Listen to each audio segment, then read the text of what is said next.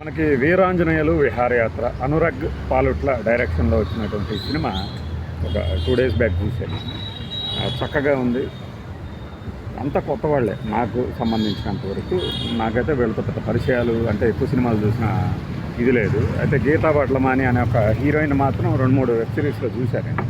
శ్రీలక్ష్మి గారు ఉన్నారు, నరేష్ గారు ఉన్నారు, ఇంకా మన ఈ హీరో అంటే నరేష్ వైఫ్ చేసిన క్యారెక్టర్ ఆర్టిస్ట్ కూడా మనం చాలా సీరియల్లో చూసాము, సినిమాల్లో కూడా చూసాం చిన్న చిన్న క్యారెక్టర్లు చేయడం.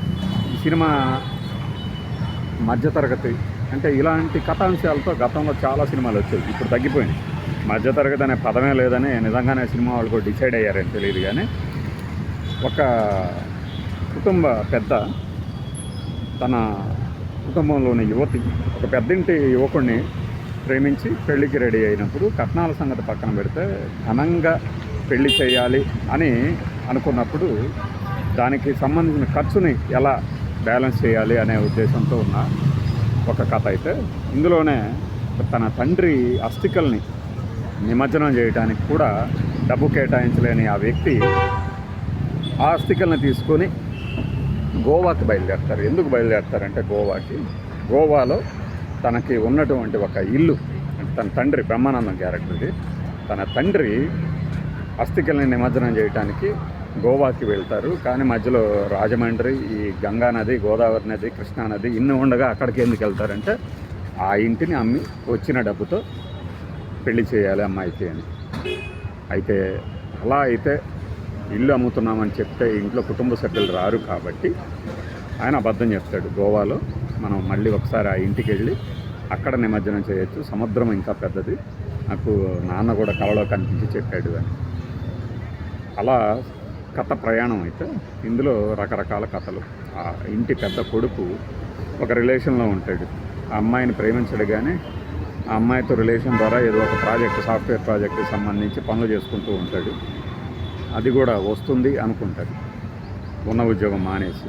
ఈ యువతేమో తన అన్న ఫ్రెండ్తో ప్రేమలో పడి ప్రెగ్నెంట్ కూడా అవుతుంది, అది మధ్యలో తెలుస్తుంది. ఇండిపెండెన్సీ ఉన్న యువతిగా మాట్లాడుతూ ఉంటుంది, అత్తగారికి ఏమో నచ్చదు, ఇంట్లో తల్లిదండ్రులు ఏమో వారిస్తూ ఉంటారు.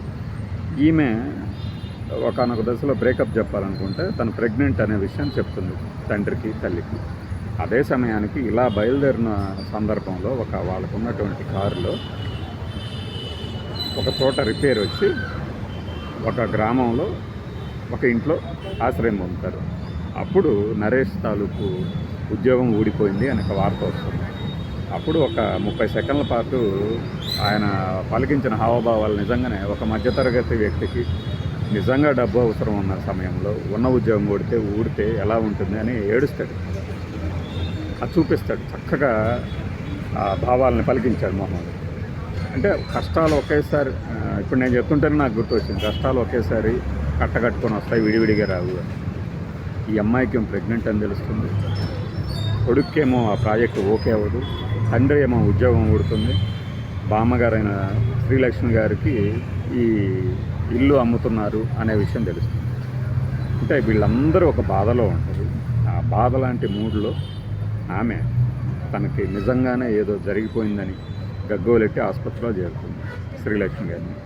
అక్కడ వీళ్ళందరి మధ్యలో తగాదాలు ఎట్లా. ఈ అన్నా చెల్లెళ్ళకి బావగా అంటే పడదు ఈ అన్నగాడికి. ఎందుకు పడదు అంటే తనతో ఫ్రెండ్గా వచ్చి తన చెల్లెలతో లవ్లో పడి మళ్ళీ ఆ ప్రాజెక్ట్ కోసం అని చెప్పేసి నాకు ఒక మాట కూడా చెప్పకుండా నువ్వు ఆమెతో లవ్లో పడి రిలేషన్లో ఉండి నాకు చెప్పకపోవటం ఏంటనేది వాదిస్తాడు, గొడవ పడతాడు. కానీ తన ఉద్యోగం పోయిందనగానే మళ్ళీ అతని దగ్గర సాయం ఆశిస్తాడు. సిగ్గులేదారా నీకు అని చెప్పి ఆమె నానా మాటలు అంటుంది అన్నని. అయినా కూడా ఏంటంటే వీళ్ళంతా ఒక కుటుంబంగా ఉంటారు, ముందుకు వెళ్తూ ఉంటారు.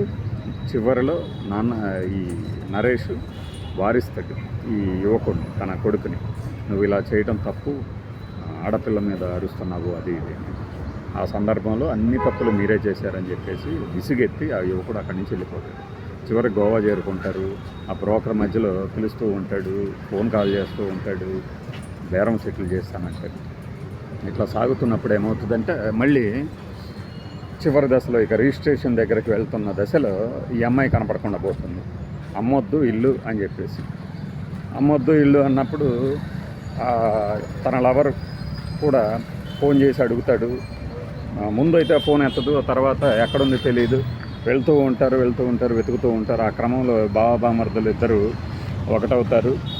తనకి ఎవరైతే ఈ ప్రాజెక్టు విషయంలో సాయం చేస్తారు అనుకున్న ఒక లేడీ ఎవరైతే రిలేషన్లో ఉన్నారో ఆ అమ్మాయి కూడా ఇతన్ని వెతుక్కుంటూ వస్తుంది. వీళ్ళిద్దరూ అయితే ఒకటవుతారు.